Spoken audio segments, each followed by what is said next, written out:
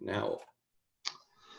All righty. Good afternoon, everyone. Thank you so much for joining us here today for another Keystone Click Marketing Automation webinar mini-series. Today, we are going to be highlighting lead scoring and drip campaigns. I am Will Jurgensen, the Director of Client Experience.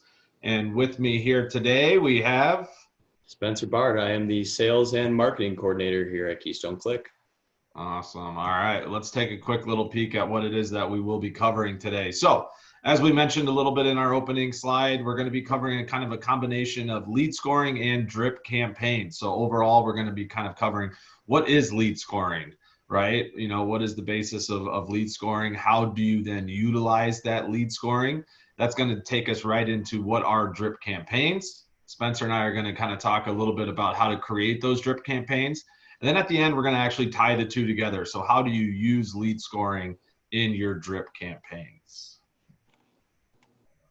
So what are the next steps? You can take a screenshot of a slide that stands out to you and post it on social media. Make sure you tag us. We are on Facebook, Twitter, LinkedIn, and Instagram.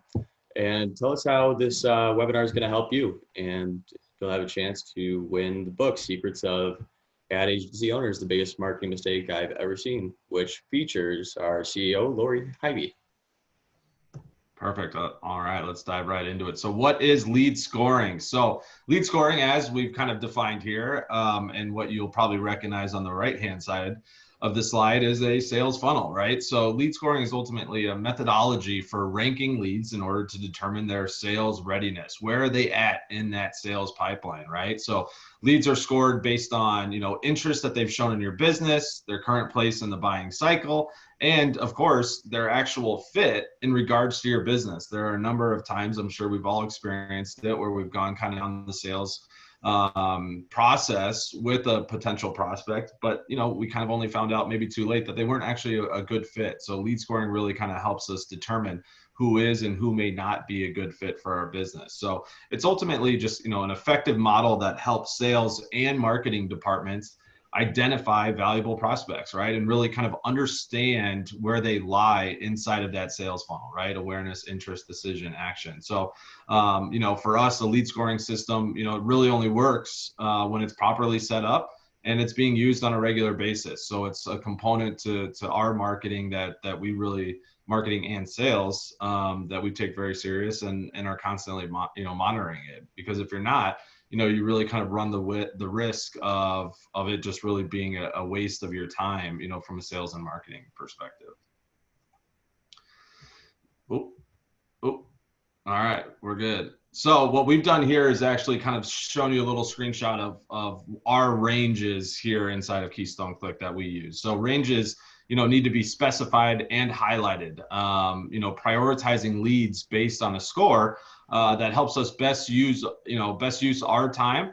When we can only get to a limited set of leads per day, we know which leads it is that we're supposed to be highlighting. So as you can see, we kind of have a cold lead all the way up to a hot lead, and then a lot of leads, kind of in that warm, working through that sales funnel. These are the types of people that we want to continue to send content to, relevant, valuable content or in order to kind of continue to move them down that sales funnel.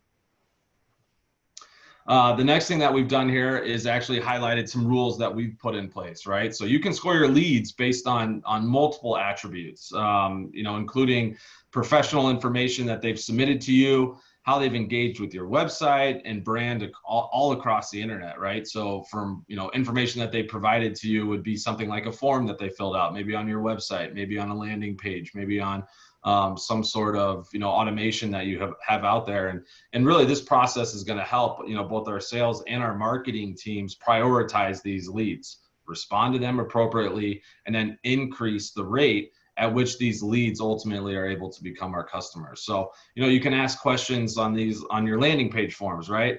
Too. So you can give points to leads who fit inside of that target audience, as we spoke about previously, and take points away from leads also who aren't at all what you're looking for. So this is kind of how we kind of decide, hey, who is a good candidate, who's not a good candidate. And a lot of that work is done internally ahead of time. One thing you can do with this information is actually remove outliers, as we've said, from your sales team's queue by subtracting points from people who fall into a category that you don't sell to, right? Whether that's an industry, whether that's a location, specifically a location, like, let's say you only sell to a certain geographic location. You might give a negative score to any lead who falls outside of that proper city or state or zip code or even country, shoot, for that matter, right? So how engaged the lead is with your brand on social networks is also give you a really good idea of how interested they are. How many times did they click on your company's tweets, on your Facebook posts, right? All of that can be tracked and monitored and then ultimately added into the lead score that you're using internally. So let's talk a little bit about lead scoring, half-life, and decay. Spencer, I'm still piggybacking this one. Yeah, so basically what a half-life is, it determines the amount of time that a lead score will take if they're unengaged for their lead score to go down by half of the size it is. So this is really just to make sure that your lead scores aren't stagnant, they're constantly moving, and you're really seeing who's engaged so that when a lead isn't engaged, their score goes down, and you can see that they might not be the best target, but then when they do engage again, it goes back up. So it's a good way to see which leads are your most, your hottest and which are your coldest.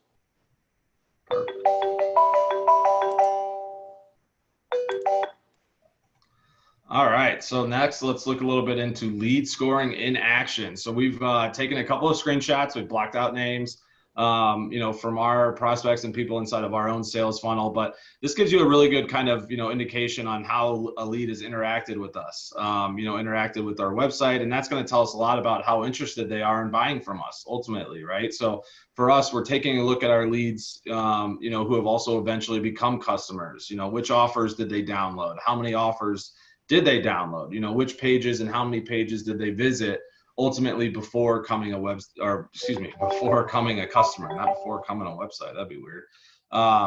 So what we're looking at here on the left-hand side is really kind of a daily update that we're given on our lead scores. And these changes, you can imagine, as people are interacting with our content online. So I will say the one that's got 6,802 points on the lead score, that is. And we're back. Sorry about that. Needless to say, we were looking at kind of our left-hand side here from our, what we receive daily. And as you can see, we're constantly updated on the people inside of our CRM and their lead scores. So it's a great way for us to constantly be identifying who's been interacting with our material. And then on the right-hand side as well, we can see someone that's actually returned back to our website. And at the bottom, they have, what their lead score is. So we can see, maybe how interested they are. 85, good chance they're kind of relatively new, still trying to work things out. But it's incredibly important that we're able to continue to monitor this and then continue to provide valuable content so that when they are ready to potentially buy, that we're the ones that they're thinking of and they ultimately come back to us.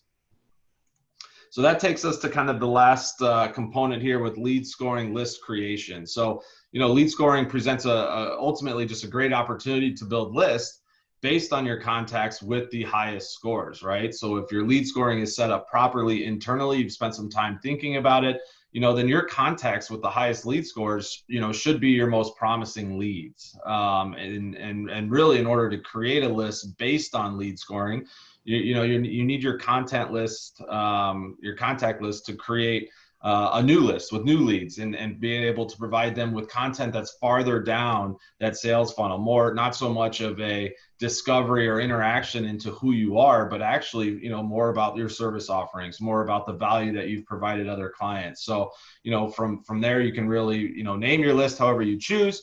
You'll be able to create triggers, which is going to add contacts to the list. And so in our case, we created this list to include contacts with a lead score of 50 or more, because, leads scores are constantly changing. And from that, we recommend making your list ultimately a dynamic list, so that contacts are being added as their lead scores increase. And then also, as we've discussed, they're being taken out as their lead score drops. So creating lists based on lead scoring is ultimately going to allow you to better keep track of your most promising leads, as well as to send them your most relevant content. And by applying the list to a campaign, which we're actually going to begin to explore now. All right, so let's get into a bit about some drip campaigns. So what is a drip campaign? A drip campaign is an automated set of emails that go out based on specific timelines or user actions, and they'll really enable you to stay in touch with groups of people based on events, like when a user signs up for an account or how often a user visits your site. So each time a drip email is sent out, it comes with a queue of already written emails, and there's no need to manually write and send each one. And they can even be personalized with contact name, company info, and more. So let's get into some of the benefits. So some of the drip campaign benefits are: one, producing more revenue. Drip campaigns can learn prospects, educate leads, reward customers, and more, all within the same campaign. So by pinpointing, segmenting, and reaching out to specific user groups, you're going to be able to reach the right people at the right times. And this is also going to build trust with your audience. Rather than blasting your entire email list with the same campaign, subscribers can be divided into different funnels and approached differently, more appropriately. So since the emails that you're sending are more targeted and relevant, they feel more personalized. And ultimately, that leads to fewer unsubscribes and a higher conversion rate. So the second benefit is that's going to increase your engagement. So part of the reason why it generates more revenue is because it helps boost engagement, and drip emails offer a 119% increase in click rate, which is huge, considering drip campaigns require less effort than others. So first, by proactively sending relevant material to targeted prospects, you remove a lot of the legwork needed to keep them interested. And since they're already interested, you're essentially shortening the sales cycle by moving leads quickly throughout the funnel. A great email drip also weeds out the unresponsive site visitors. So it's saving time and taking energy out of the time to make content. So second, the drip emails depend on automation, so they don't need your constant attention. Although you've got to monitor them, the marketing team members don't need to devote much time to creating and sending emails. So three, continuous conversation to stay on top of mind. So an email drip campaign can serve as an ongoing conversation between you and your subscribers, and can serve as, and then it allows you to build on the information on your previous emails. So not only does this allow you to keep your brand top of mind, but it also helps create an establishing and trusting relationship. So maintaining regular content shows recipients that you keep your promises and always deliver more. So let's get into how to create a drip campaign. So a drip campaign will be set into motion when a contact completes an action which will serve as a trigger. So your trigger will depend on an action you want your contact to create, which will start the drip campaign. So there are multiple triggers, and I'll give you a few examples. So there are email triggers, which could be if a contact clicks on a link in an email or if they visit an email. There can be lead triggers, which would be if a lead has a certain lead score or if they fit into a specific persona. Then you could have on-site triggers, which would be your website, which could be either they go to a landing page or they visit a certain service page on your website. And then opportunity triggers involve your individual stages in your pipeline. So say they're in the nurture stage, you could send them specific content for that. Then there are form triggers, which could be if they fill out a form on your website and whatnot. And then what you're able to do is you're able to create an action. So this action will more times than not be an email. And you can also include actions to be a task for the lead owners, like adding the lead to a different campaign, changing the lead opportunity stage, and more. So depending on the action the recipient takes from the email will determine what they receive next. So as you can see from the picture on the right, you could have your email contain 3 different links, for example, and then based on what link the client clicks on, they will receive a different email after that, and so on and so forth. And on the right there, you've got a basic little kind of cheat sheet for creating your first drip campaign. So let's get into. Absolutely. I mean, we're looking at it from a high level, there's no question, but I think one thing that just needs to really be discussed is just the fact that, there's a lot of time that needs to be put into this up front, right? It's really important to think about what that process is. Think about, from whatever your trigger is, right? Let's say it's a landing page for a white paper that you're offering, right? And they download it and they ultimately are signing up, what are those next, then what's that next set of emails that might be going to them? And then how do you continue to provide them that valuable content as they're working down the sales funnel? So then let's get into the main uses. So email nurturing campaign is the cornerstone of marketing automation.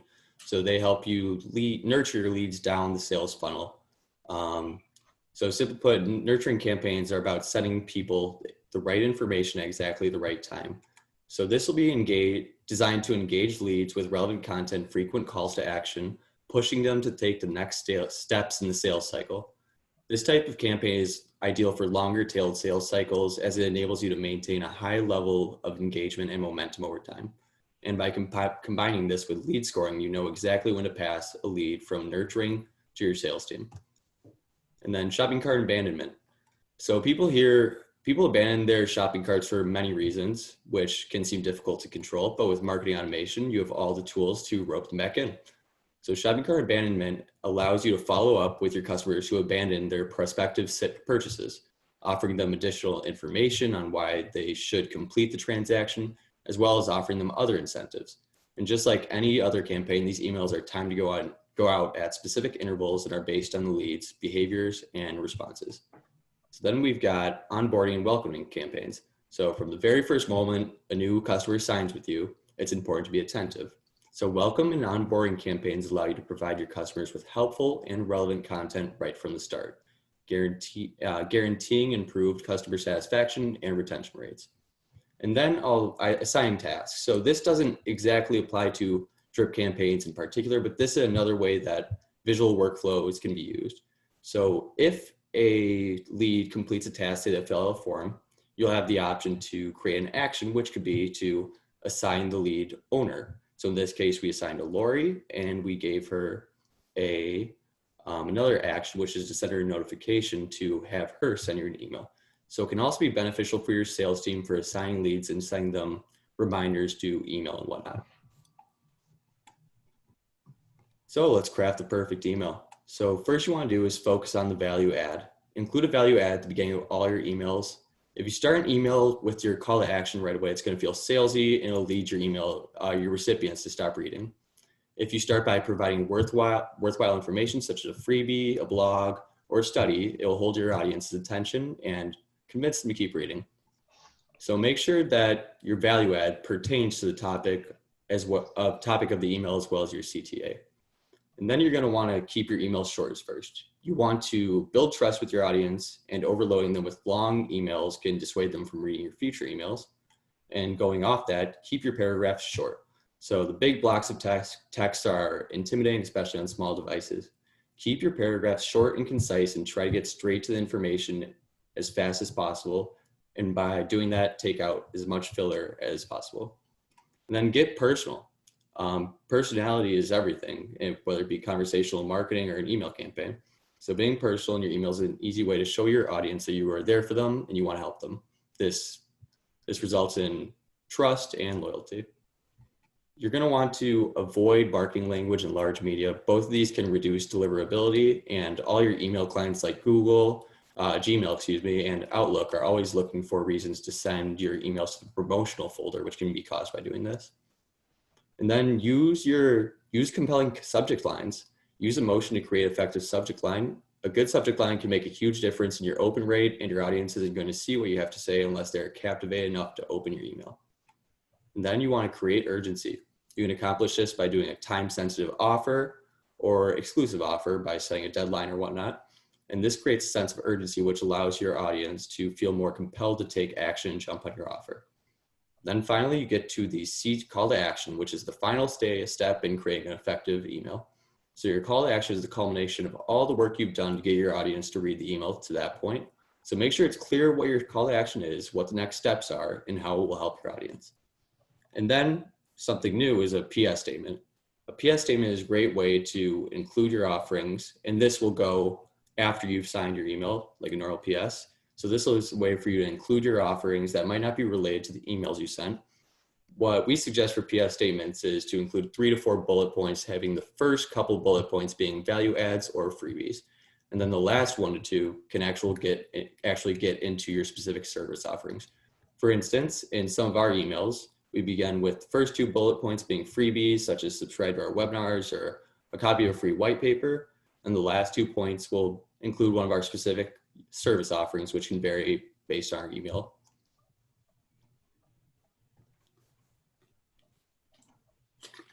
So your drip's not going to be perfect right away, and just because your emails are automated doesn't mean you're able to neglect them. A/B testing is the answer to fine-tuning your drip campaigns. So how can you do this? First, you're going to want to set up goals for your campaigns. You can set up goals for open rates, appointments scheduled, click rates, bounces, or people that have unsubscribed. Then using marketing automation, you can create reports on each email that you send, which will allow you to compare how well your emails are doing compared to your goals. And then you're going to want to edit and update your emails based on those reports. So test out drips on different contact list segments to see if there's a specific drip campaign is more effective with a different group of people. And then after all the time you spent on targeting specific user segments, it's important to always be reevaluating and readjusting those segments as necessary. It's also recommended to tweak different elements in your emails to see which performs best, because even the smallest changes can make a world of difference. And I know that firsthand.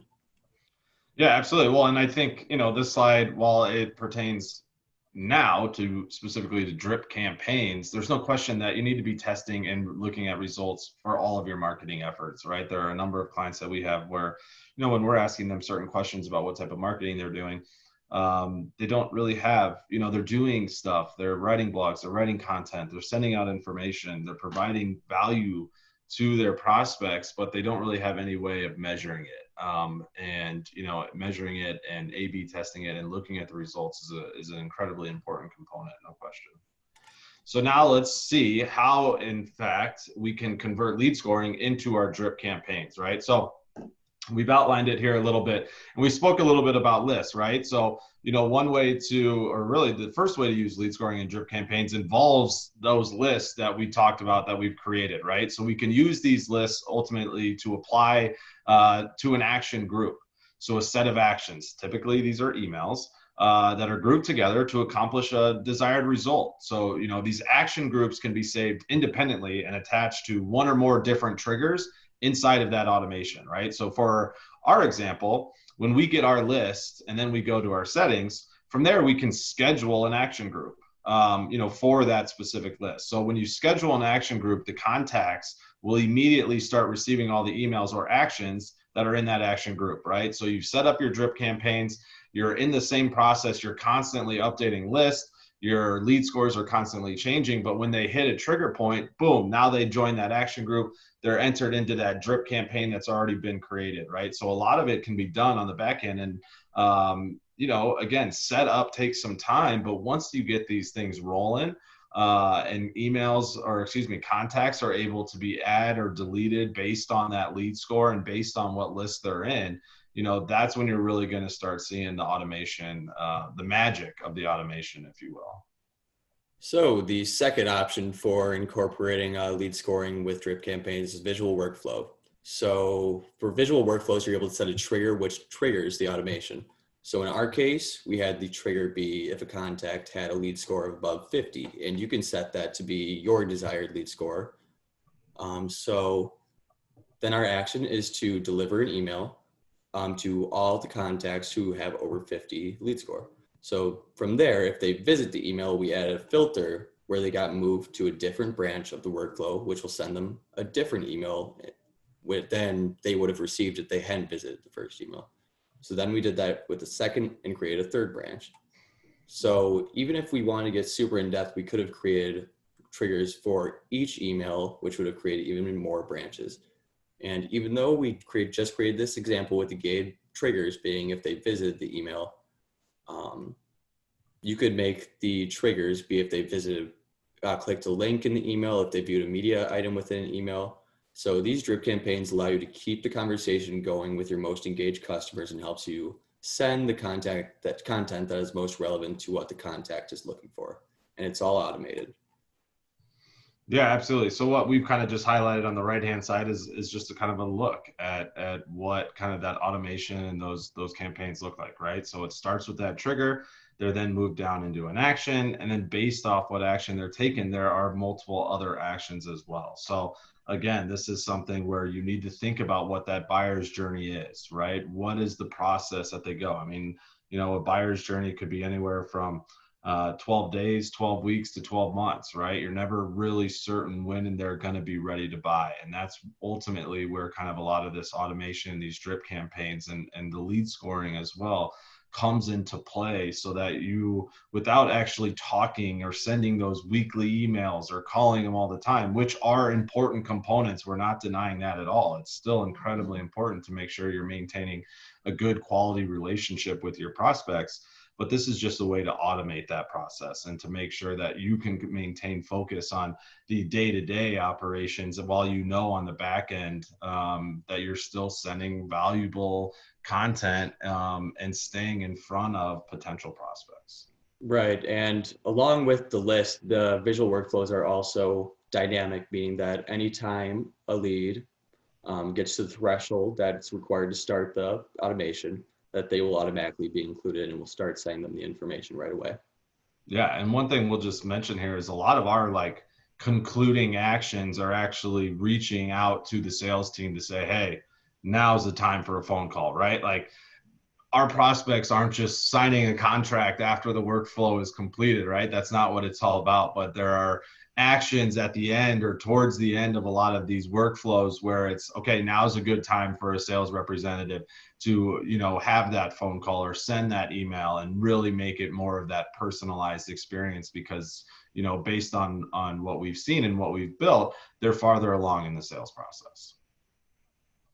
Awesome. Very cool. Well, I tell you what, in summary, we covered a lot of great things today. What lead scoring is, utilizing that lead scoring, and then ultimately building lists based off your lead scoring. That took us right into the drip campaigns, how to use them, what are the benefits of drip campaigns, showed you a couple of examples of drip campaigns that we've created, we've crafted, and then ultimately, how are we combining lead scoring with drip campaigns, right? And we showed that through action groups and visual workflows as well. So we certainly hope that everyone, really enjoyed the information and was able to find a lot of great value in what we had today. I mean, we can speak from experience in saying that, it does take some upfront time and investment, but at the end of the day, the automation that can be put in place on the back end is just vital to sales success. So if you have any questions or would like to discuss this in more detail, by all means, feel free to reach out to me, keystoneclick.com/Will. We can set up a time to chat. I would be happy to continue this conversation that we've had today. So with that, let's talk a little bit about the next two webinars that are coming up. December 3rd, 1 o'clock, social media automation, going to be another great one. And then, as we have done with all of our previous webinars, we are going to end this webinar mini series with an expert panel discussion where we have people outside of our agency and across the United States who are going to be coming in and providing their expertise on marketing automation. And it really is going to be set up to be just a fantastic conversation. And while the panelists are going to talk a lot amongst themselves and provide their insight and information, there's certainly great opportunity for Q&A as well. Awesome. Well, that is all that we have. Our last kind of offering for you at home is to visit keystoneclick.com/profits to receive our free guide to profits, 48 different little tidbits that we recommend on how to increase your marketing efforts and ultimately increase profits. So please download that. That's available in both the PDF, but it can also be mailed to you as well. So I'm Will Jurgensen. I want to thank you very much for your time. Thank you much.